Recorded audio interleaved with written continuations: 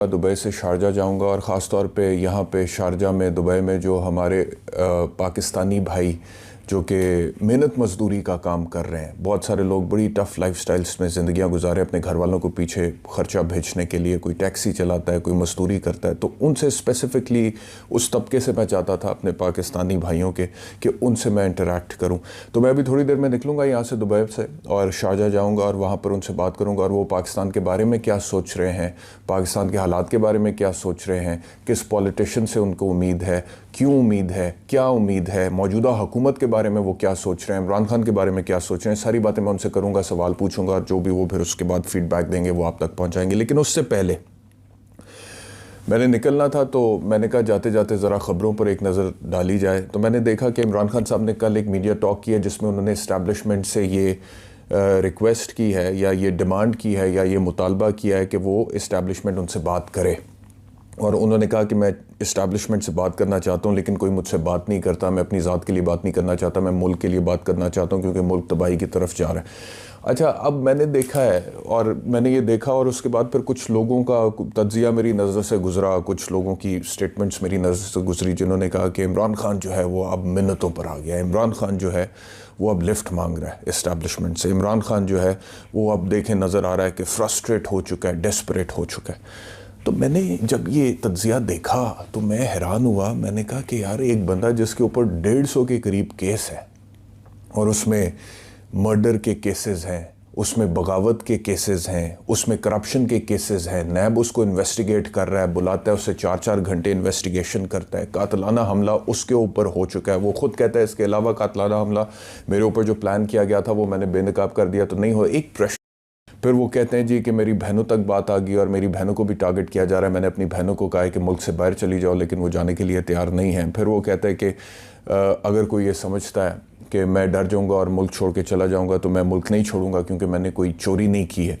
तो मैं सिर्फ वो तमाम लोग जो इमरान खान के हवाले से ये कह रहे हैं कि जी फ्रस्ट्रेशन हो गई है, डेस्परेशन हो गई है, मिन्नतों पर आ गए हैं या लिफ्ट कराने की बात कर रहे हैं, एक पुलिस वाला अगर इनके घर के बाहर चला जाए, अभी पता नहीं इन्हें पता हो ना पता हो कि हमने कुछ किया नहीं किया,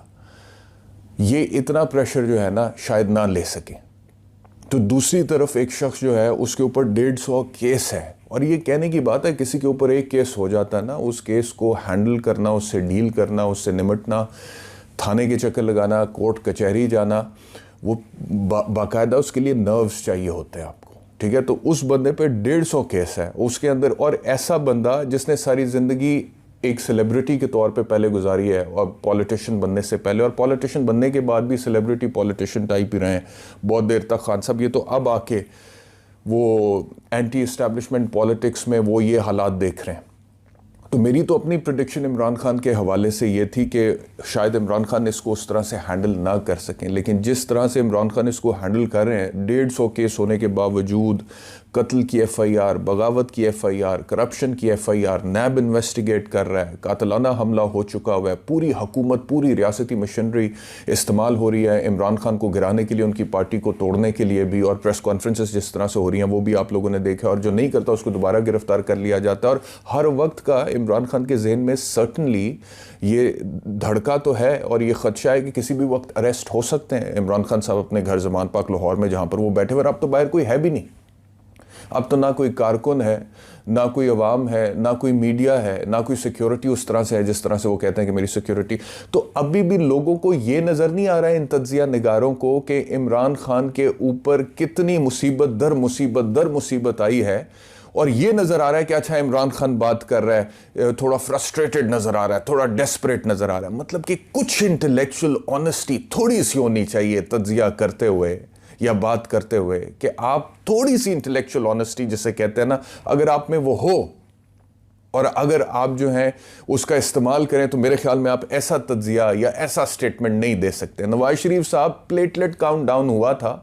3.5 साल हो गए, लंदन में बैठे हुए हैं, वापस नहीं है, उम्रा करने आते हैं सऊदी अरब, वहीं से वापस लंदन चले जाते हैं। उनके बारे में किसी को नहीं नजर आ रहा। अच्छा, उन पे बात नहीं होती, इन तज्जिया निगारों के, इनकी बात कर रहा हूँ, वैसे तो बात होती है, ये तज्जिया निगार वहाँ पे बात नहीं करते। मियाँ शहबाज साहब के ऊपर अगर ये जो कुछ इमरान खान के ऊपर है इस वक्त, जितनी चीज़ें इमरान खान फेस कर रहे हैं, मेरे ख्याल में इसका 10% भी मियाँ शहबाज साहब के ऊपर हो जाए, मुंह से कहने की बात है 150 केस,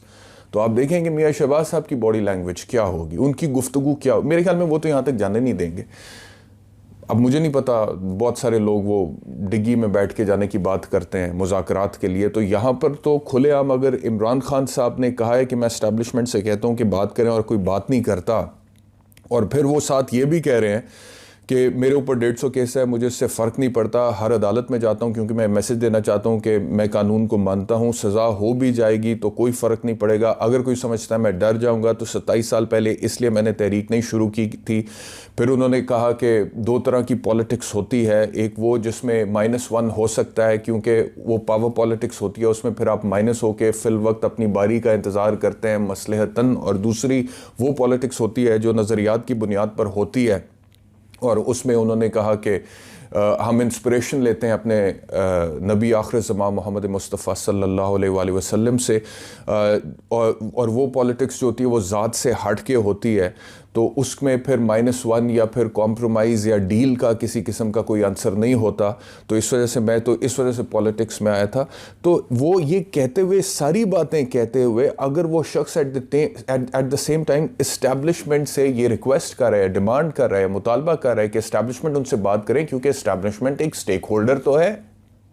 और ताकतवर तरीन स्टेक होल्डर है पाकिस्तान की, और मुल्क में अगर सूरत हाल इस वक्त ख़राब है, अनसर्टनिटी है, लॉ एंड ऑर्डर का मसला है, मईशत का भट्टा बिठा चुकी है पीडीएम की हुकूमत, 14,500 अरब रुपए का बजट दे के कहते हैं जी 7,500 अरब रुपए तो हमारे पास आया ही नहीं, आएगा कहाँ से, प्लान भी है लेकिन वो पब्लिक नहीं कर सकते। तो ये मुल्क कोई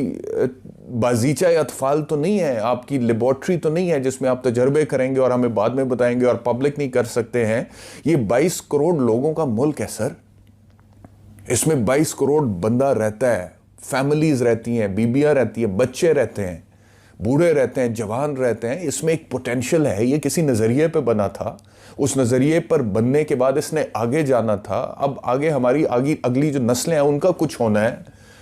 तो सर्टनली ये जितनी भी बातें हैं इसको मद्देनज़र रखना चाहिए। मैं ये समझता हूँ कि ये जो उन्होंने कहा है ना कि मैं इस्टेब्लिशमेंट से बात कहता हूँ कि करें और मुझसे बात नहीं करते, सर्टनली इस्टेब्लिशमेंट भी कंसर्न होगी। इस्टेब्लिशमेंट को नहीं नज़र आ रहे हालात, मौशी तौर पे जो हालात हैं, और फिर आगे उन्होंने कहा है कि जब मौशी एतबार से मुल्क जो है वो तबाह होता है तो अल्टीमेटली उसका जो इम्पैक्ट है, उसका जो असर है वो मुल्क की डिफेंस कैपेबिलिटी पर भी आता है, और दुश्मन फिर उससे भरपूर फ़ायदा उठाने की कोशिश करता है। और इसलिए मैं इस्टेब्लिशमेंट से कहता हूँ कि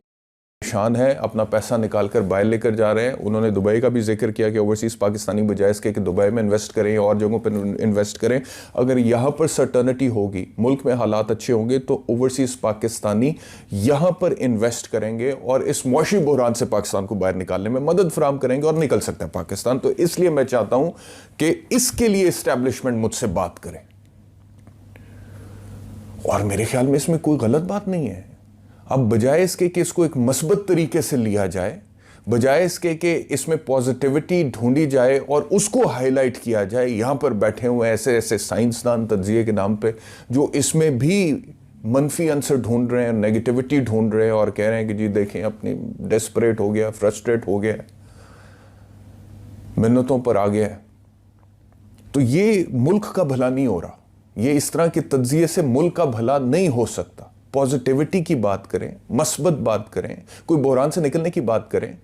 कोई इतना बुग़्ज़ इमरान में आगे मत जाएं कि इमरान के बुग़्ज़ में या उनसे सियासी मुखालफत में या दुश्मनी में आप कहें कि खुदा न खास्ता मुल्क का भी सत्यानाश होता है तो हो जाए। No, have some principles, have some rules. उसको, उन रूल्स और उन प्रिंसिपल्स को सामने रखते हुए आप अपना तज्जिया करें। तो बहरहाल ये मैं कहना चाहता था शारजा निकलने से पहले। और मैं आपसे अर्ज़ करूं कि एक बात उन्होंने और भी कही है कि मैं अब सोचता हूँ, और उन्होंने कहा कि मैंने बाद में भी सोचा कि 2018 में जब मेरी हुकूमत बनी थी, वो जो अपने नज़रिए की सियासत की बात कर रहे थे, तो उन्होंने कहा कि 2018 में जब मेरी हुकूमत बनी थी तो मुझसे गलती ये हुई कि मुझे फौरी तभी इलेक्शंस की तरफ चले जाना चाहिए था, क्योंकि वो जो इत्तेहादियों के सर पर हुकूमत बनाई थी उससे फिर मसलहतन बहुत ज़्यादा कॉम्प्रोमाइज़ करने पड़े हैं। तो नज़रिए की बुनियाद, और यही वो कह रहे थे कि प्राइम मिनिस्टर शिप मेरी कीमत नहीं हो सकती है, वो मैंने देख ली हुई है, लेकिन ये मुझसे गलती हुई, मुझे पहली 2018 में प्राइम मिनिस्टर बनने के बाद या बनने से पहले अगर मुझे सिंपल मेजॉरिटी नहीं मिली थी तो मुझे दोबारा इलेक्शन में चले जाना चाहिए था। तो ये नज़रिया है कि मैं नज़रिए की बुनियाद पर सियासत में आया हूँ क्योंकि मैं मुल्क के हालात तब्दील करना चाहता हूँ। अब उस पर बहस हो सकती है कि कितनी एबिलिटी है, कितनी कैपेबिलिटी है, आएंगे दोबारा तो क्या करेंगे, पहले 3.5 साल आए तो क्या किया, सारी बहस